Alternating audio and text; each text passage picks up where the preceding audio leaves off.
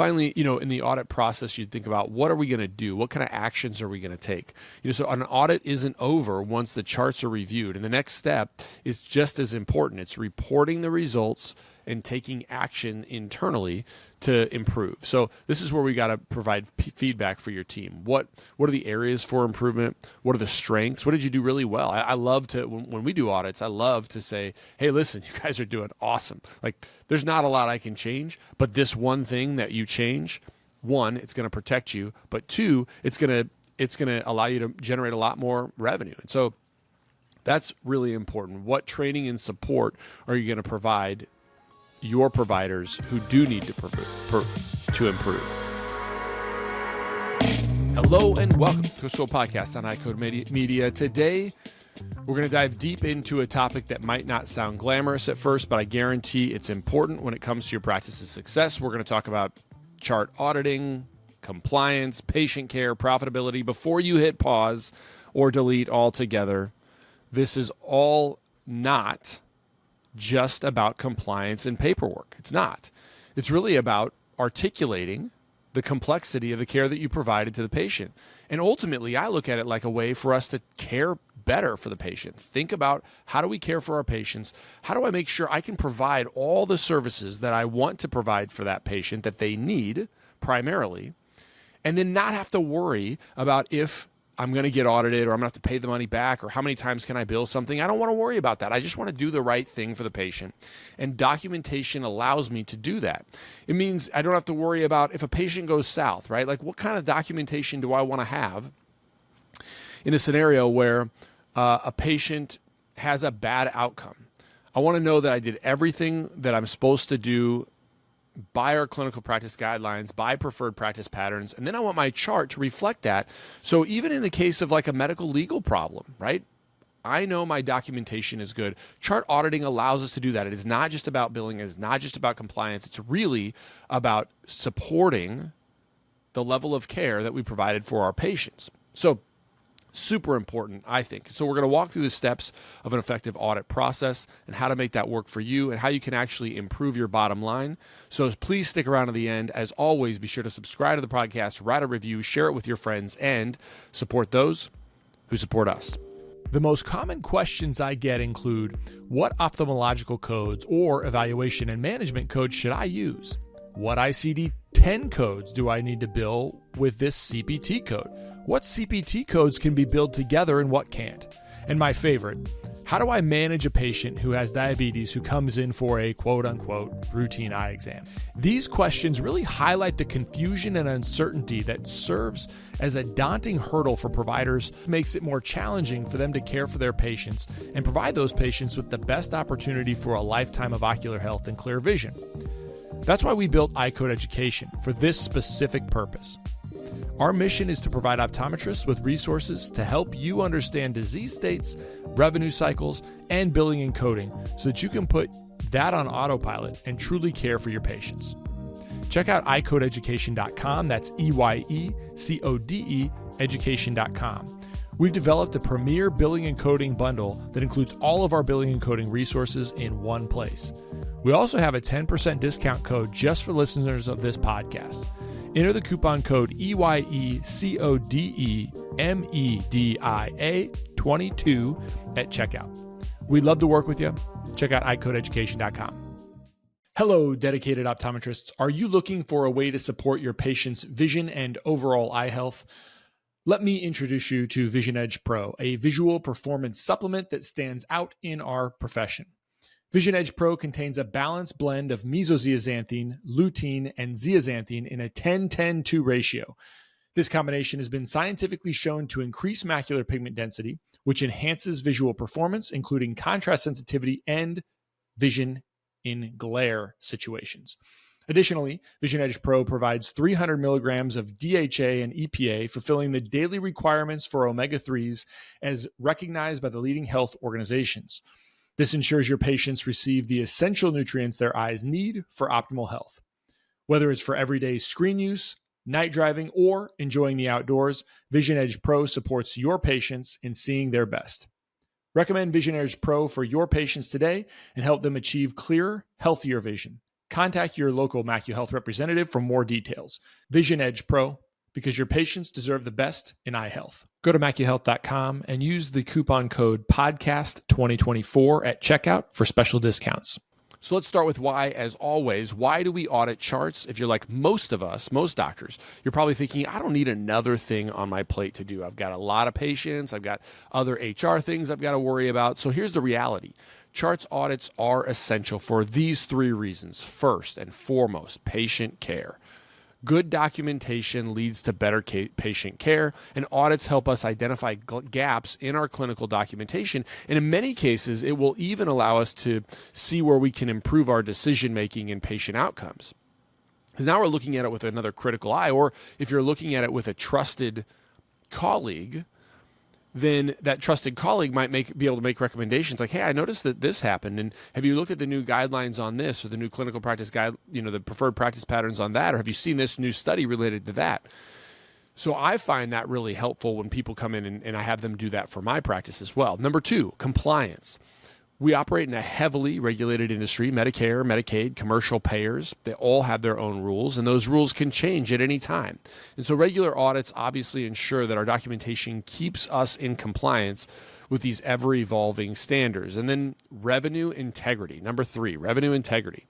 If you're not documenting correctly, you're likely leaving money on the table. In our experience, if you're an optometrist, you're likely leaving a lot of money on the table because you're often worried about overcharging or overbilling because you haven't really thought and looked at your documentation to know confidently that you have met those specific requirements. And so it directly impacts your practice's financial health. And I would argue that over time, the more that happens, the less value you see inherently deep down in your brain without actually the cognitive effort of it.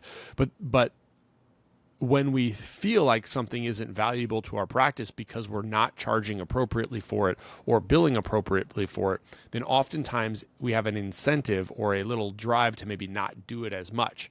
And I don't think that's conscious. I actually don't think that's a conscious thing that happens, but it's something we should be aware of that happens in the back of our mind that says, boy, if I just didn't provide as much of this care and I could maybe provide a little bit more of this care, because we're not comparing apples to apples in terms of dollars, revenue per OD hour, and you've heard me talk a ton about that on this podcast, then kind of weird things happen in our brains, and that changes some of our behaviors. So I think it's really, auditing can actually help us maintain good habits and good behaviors that primarily allow us to do better care for the patients. So what does a good auditing process look like? I want to break it down step by step. First, you want to prepare for the audit. As always, preparation is key, and you got to have a clear plan for what you're auditing and why you're auditing. So are we auditing specific CPT codes? Are we going to look at certain providers in our practice? Are we going to look just at certain types of visits? So are we going to look at just office visits? Are we going to look at comprehensive exams? Are we going to look at special testing? Know what you're looking for. Think about the areas that you're most vulnerable in your practice. Probably, I would say that one, it would be the areas that you do the most of, right? So if I do a ton of comprehensive exams and I do a lot of routine eye care, those routine services, those routine payers, most of the time have a checkbox. And I'll tell you, a lot of us, and those checkboxes aren't even laid out in CPT. So CPT gives us a more general requirement for a comprehensive exam than many vision payers will.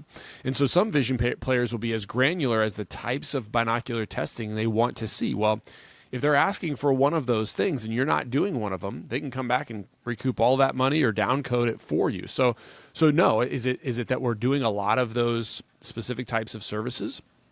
Or is it a service that I want to do more of, but I'm uncertain of? Or even, did I get a new piece of technology that have incorporated into the practice and I'm billing a whole lot of, but I'm doing it largely because I thought, wow, this is going to be good for these types of patients, but I'm kind of stretching a little bit. So how am I documenting those cases? Maybe when I say stretching, I'm not saying stretching in the sense of doing something wrong. I'm saying, did my documentation clearly articulate what I was concerned about and what I was finding? Or did I just realize that I'm concerned because I think about it as this code, and I know this code can get paid with this test. And so I'm just going to do that test every time I see that patient who has that code. And then I haven't documented it well. So those are the kinds of things I would think about and I would look at when preparing for an audit. There's two ways to approach audits. So, we're going to do an internal audit or an external audit. Internal audits are done obviously by somebody in your own team. There might be another doctor or your biller, and you might, it might be yourself, and you're just going to pick through what you do. I'd be really cautious with internal audits because, if you're making a mistake on the initial audit, then how are you going to avoid that same mistake, or on the initial documentation? How are you going to avoid that same mistake again when you're reviewing it? Are you having a checklist that now all of a sudden is done that in a way for you to kind of walk through to make sure what you're looking for is correct? So I'd be really, I think internal audits can be good, but you have to know what you're looking for, and you have to know that what you're looking for it might be different than what you actually did. And if you were the one that was actually doing in the first place, and now you're doing the review, if you make a mistake in each case, you're not going to catch the things that you otherwise should catch. External audits, on the other hand, bring a fresh set of eyes and should bring a set of expert eyes into your documentation that can catch your blind spots and hopefully can also bring other perspective related to clinical practice, right? So obviously we pride ourselves a ton at iCode because we are clinicians. It's not just that I was a clinician for a while ago and now I don't practice anymore. I am in patient care the majority of my week. And so you want somebody like that. I'm not saying it's me, but you want somebody like that who doesn't just look at the regulations, but also really deeply understands the regulations, but also deeply understands clinical practice guidelines, preferred practice patterns, so that they can maybe make some other recommendations based on documentation. But maybe, hey, did you think about this? I'm noticing that you have a lot of patients that you document this on. Have you seen this new piece of literature, or have you seen the new preferred practice pattern, clinical practice guideline related to this? That can be really helpful. I find that really helpful when we do external audits in our practice. CooperVision and the AOA have joined forces in a groundbreaking initiative to transform how optometrists treat children with myopia. The Myopia Collective aims to unite our profession and its allies to challenge the status quo and elevate the standard of care for children with myopia. Everyone is invited to become a member of the collective. By joining, you pledge to act in slowing childhood myopia progression. Membership includes regular updates and information about the collective's efforts, access to educational opportunities and resources, and insights from the ambassador optometrists who advocate for community policy and changes supporting the collective's mission. Click the link in the show notes to join the collective today. We've been partnering with EssilorLuxottica 360 for a while now, and it helps us in 3 areas. First, they use social media campaigns to highlight products that we believe in and prescribe to our patients, and they deliver those patients back to our practice. Second, EssilorLuxottica 360 enhances our patient experience through staff training tools that help us simplify and streamline the way we communicate about our products and services. Lastly, but for my practice most importantly, it helps us make good business decisions related to our optical offerings. We will systematically and objectively analyze what our patients are purchasing and what they like, and removing products that our patients are not really using or not really drawn to. This, along with additional rebates and immediate savings, helps us continue to deliver high-quality products and services to our patients and keeps our practice resilient. Check out EssilorLuxottica 360 for yourself by visiting EssilorLuxottica360.com. During the audit itself, do you want to evaluate both the coding accuracy and the documentation? You want to do both of those things.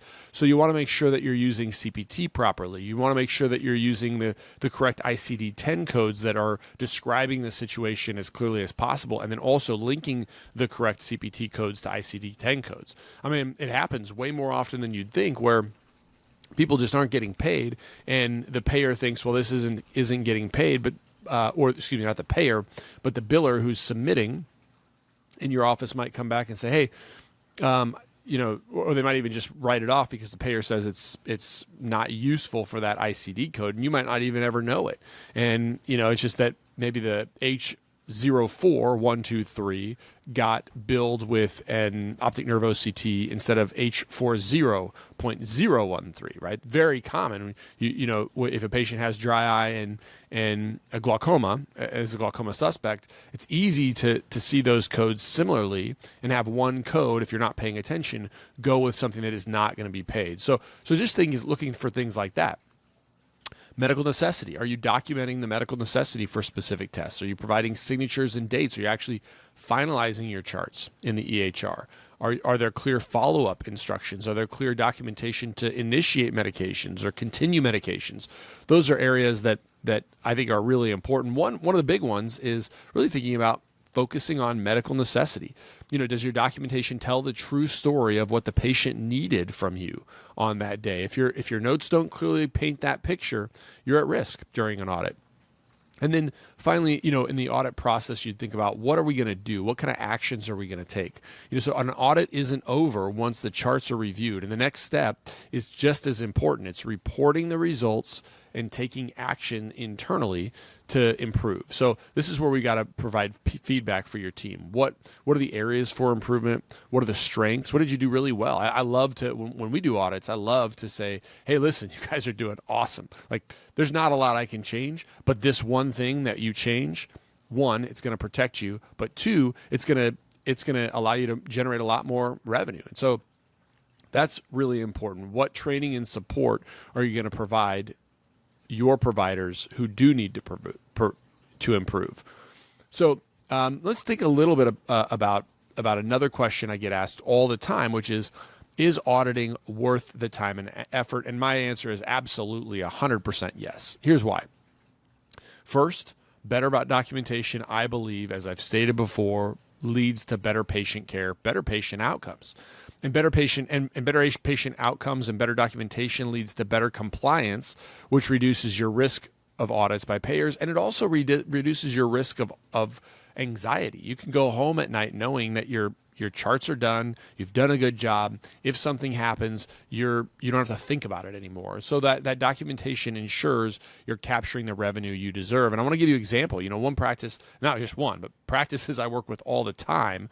But this specific practice, and you've heard about them on the podcast before, but we worked with and implemented a regular auditing process, and we found that they were underbilling by thousands of dollars just in 1 month. Thousands of dollars, and simply because they weren't documenting visits appropriately and they were downcoding their visits and they weren't documenting the tests they were ordering or billing those tests appropriately. So just fixing those gaps paid for the time that they spent on their auditing many times over, not just for 1 month, but month after month after month. So what I want to do is I want you to think about how you're going to approach your auditing. If you want to do it on your own, do it on your own. There's there's resources we have at iCode that can give you a sheet that can break down what you're thinking about. But you can also reach out to us so we can provide you with some of these chart auditing services. And so within our chart auditing service, you're not just getting someone to check your charts, you're getting a comprehensive audit process with actionable feedback on your documentation, training and support for your providers, ongoing auditing to ensure you're on track. And so in our complex reimbursement environment, if you want a partner to help you maintain integrity and accuracy in your medical records, we can help you with that. It's not just about avoiding penalties. It's really about helping you provide the best care for your patients, ensure you're getting paid appropriately, ensure you're not going to have to worry about failing an audit. To wrap up, remember, audits aren't something you got to fear. They're something you can embrace. They protect your practice, improve your patient care, ensure you're capturing the revenue you've earned. I hope this was helpful. Thanks for tuning in today. Don't forget to share this episode with your colleagues. Leave us a review. And as always, if you have any questions or need support, please feel free to reach out. Talk to you soon. Have a great week. See ya. Hey, if you enjoyed this episode, make sure to subscribe to us on Apple Podcasts and our YouTube channel, both linked in the show notes. Now, here's something exciting. We're giving away a 1-year subscription to Comprehensive Optometry Simplified. All you have to do is leave us a review on Apple Podcasts, take a screenshot, and email it to me at questions@icodeeducation.com. We'll put that in the show notes as well. We'll be selecting a winner on December 15th, so don't miss your chance to get access to this valuable resource. Thanks again for listening. I can't wait to see your reviews.